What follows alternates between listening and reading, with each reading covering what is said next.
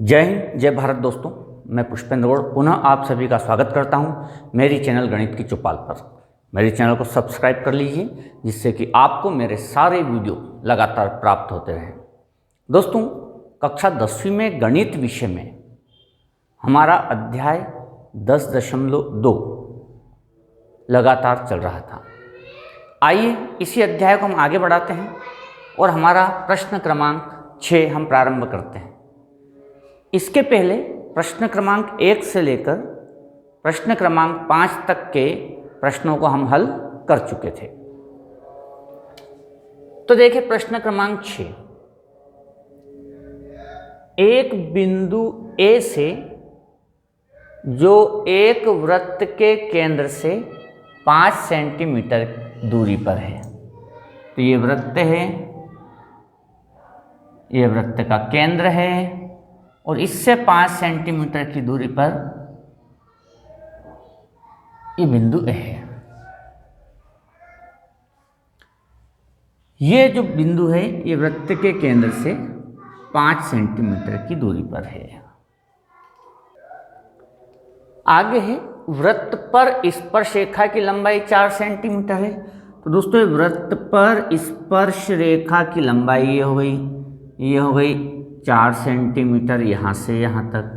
वृत्त की त्रिज्या ज्ञात कीजिए। तो हम जानते हैं कि वृत्त के केंद्र से जो त्रिज्या बनाई जाती है वो स्पर्श बिंदु पर लंबवत होती है।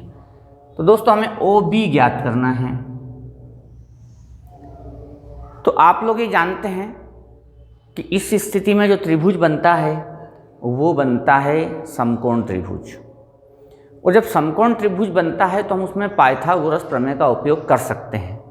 अब आपके सामने 2 भुजाएं दी गई हैं तो आप आसानी से तीसरी भुजा को पाइथागोरस प्रमेय की सहायता से ज्ञात कर सकते हैं। तो ये प्रश्न अब आप हल कीजिए। अगला प्रश्न है हमारा, 2 सकेंद्रीय वृत्तों की त्रिज्याएं 5 सेंटीमीटर तथा 3 सेंटीमीटर है। सकेंद्रीय वृत्त का तात्पर्य होता है एक ही केंद्र से 2 या 2 से अधिक वृत्त बनाए जाएं। बड़े वृत्त की उस जीवा की लंबाई ज्ञात करो। ये जो बड़ा वृत्त है जो छोटे वृत्त को स्पर्श करती हो, तो बड़े वृत्त की उस जीवा की लंबाई ज्ञात करो जो छोटे वृत्त को स्पर्श करती हो। तो हमने यहाँ पर हल में लिखा, माना कि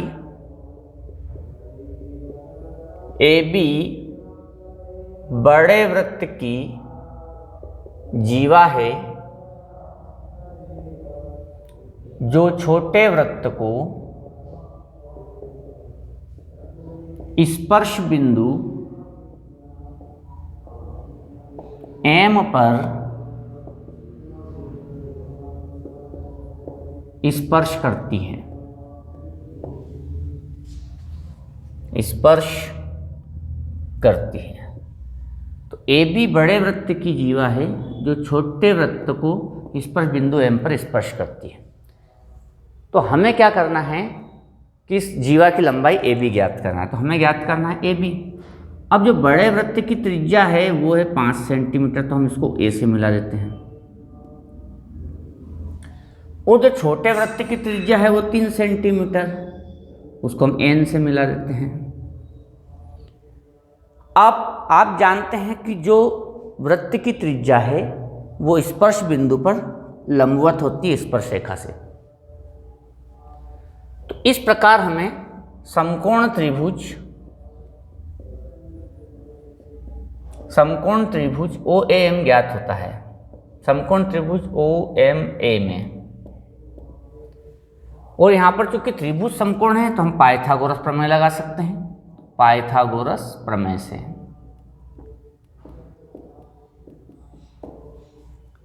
समकोण के सामने वाली भुजा कर्ण होती है, तो कर्ण का वर्ग ये बराबर होता है अन्य 2 भुजाओं के वर्गों के योग के। अब OA का मान है 5, OM का मान है 3, तो हम AM का मान ज्ञात कर लेते हैं। 25 3 को इधर ले आए तो -9 बराबर AM की घात 2। तो 16 बराबर AM की घात 2। दोनों ओर का वर्गमूल करने पर, ये दोनों ओर का वर्गमूल, तो 4 बराबर AM। तो दोस्तों A से लेकर M तक ये हो गया 4 सेंटीमीटर। अब चूंकि AB एक जीवा है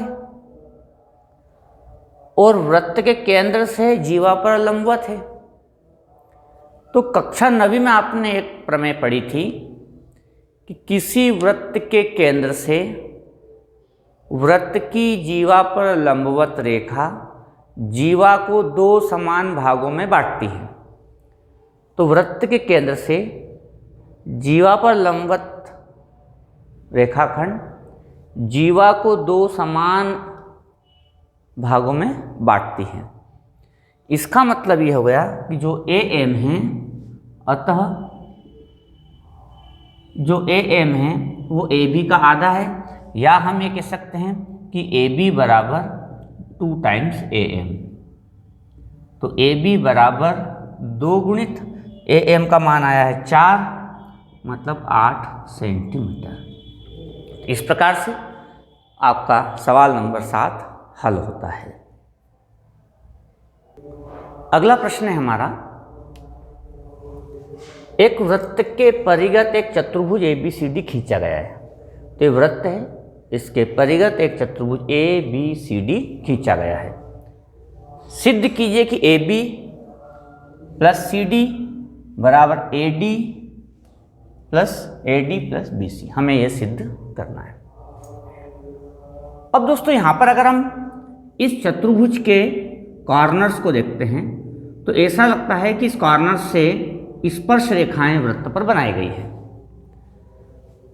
तो हम यहां लिखेंगे बाह्य बिंदु A से वृत्त पर खींची गई 2 स्पर्श रेखा AP तथा AS में, AP तथा AS में क्या होगा? तो हमने प्रमेय पढ़ी थी, प्रमेय 10.2, जिसमें हमने कहा था कि किसी वृत्त के बाह्य बिंदु से वृत्त पर खींची गई स्पर्श रेखाएं लंबाई में समान होती है, अर्थात दोनों की लंबाई समान होगी। तो AP बराबर AS।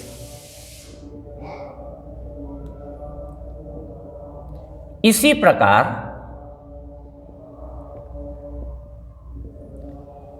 प्रकार AP बराबर AS हो गया। तो अब इसी प्रकार बाह्य बिंदु B से, तो बाह्य बिंदु B से BP बराबर BQ।